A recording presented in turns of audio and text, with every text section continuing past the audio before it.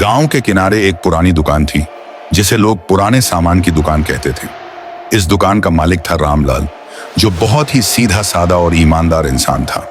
उसके पास तरह तरह के पुराने सिक्के, पत्थर, घड़ियां और जाने कितनी ही चीजें थीं, लेकिन उसकी दुकान में शायद ही कोई ग्राहक आता था।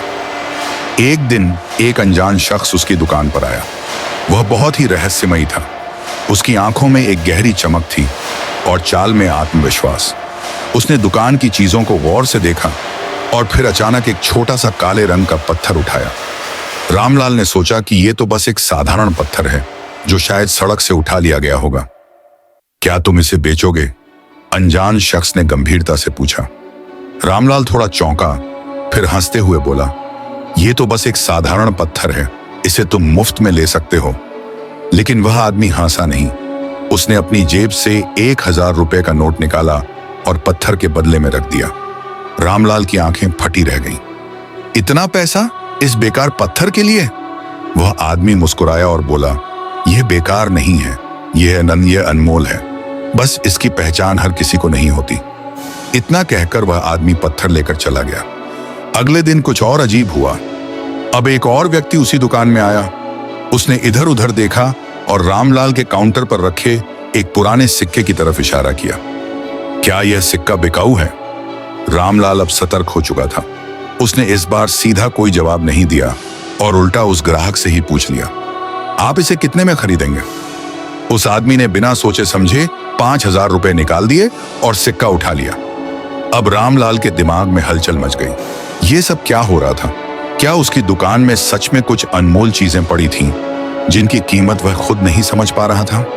उधर गांव में यह खबर आग की तरह फैल गई कि रामलाल की दुकान में कुछ खास चीजें हैं। अगले कुछ ही दिनों में वहां ग्राहकों की भीड़ लग गई। लोग एक से बढ़कर एक कीमत देकर सामान खरीद रहे थे। रामलाल अब सोच में पड़ गया था। क्या उसकी दुकान हमेशा से अनमोल चीजों से भरी थी, लेकिन उसे ही इसका अंदाजा नहीं था? क्या सच में रामलाल की दुकान में कोई रहस्य छुपा था? वह रहस्यमयी आदमी कौन था? रामलाल की दुकान अब मशहूर हो चुकी थी। जो दुकान पहले वीरान पड़ी रहती थी, वहां अब ग्राहकों की भीड़ लगी रहती थी। लेकिन रामलाल को अब भी यह समझ नहीं आ रहा था कि आखिर उसकी दुकान की चीजों में ऐसा क्या खास था।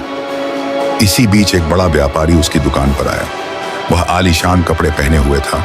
उसकी चाल में आत्मविश्वास झलक रहा था। उसने दुकान का निरीक्षण किया और फिर एक पुरानी लकड़ी की मूर्ति पर नजर डाली। क्या यह मूर्ति बिकाऊ है? उसने गंभीर आवाज में पूछा। रामलाल अब पूरी तरह से सतर्क हो चुका था। उसने सोचा कि शायद यह भी किसी अनमोल चीज की पहचान रखने वाला कोई व्यक्ति है।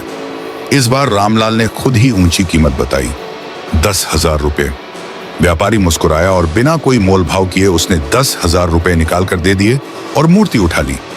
अब रामलाल को यकीन हो गया था कि उसकी दुकान में जरूर कोई रहस्य छुपा है। पर रहस्य क्या था? क्या सच में उसकी चीजें इतनी अनमोल थीं, या फिर लोगों की नजरों में उनका मूल्य बढ़ गया था?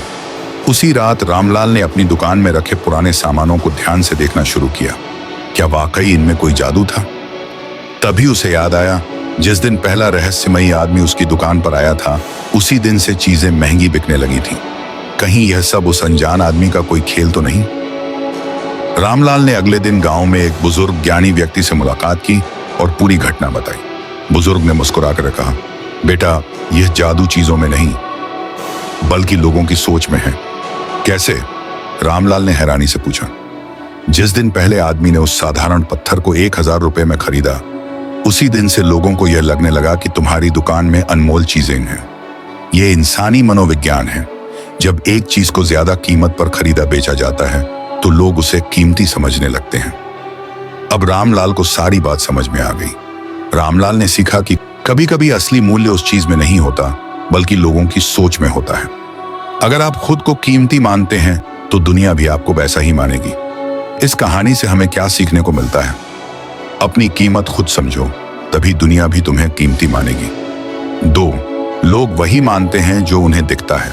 अगर तुम खुद को कमजोर दिखाओगे तो दुनिया भी तुम्हें कमजोर समझेगी। 3, बाजार में ब्रांडिंग का बहुत बड़ा महत्व होता है। अगर एक साधारण पत्थर को अनमोल दिखाया जाए तो लोग उसे भी खरीद लेंगे।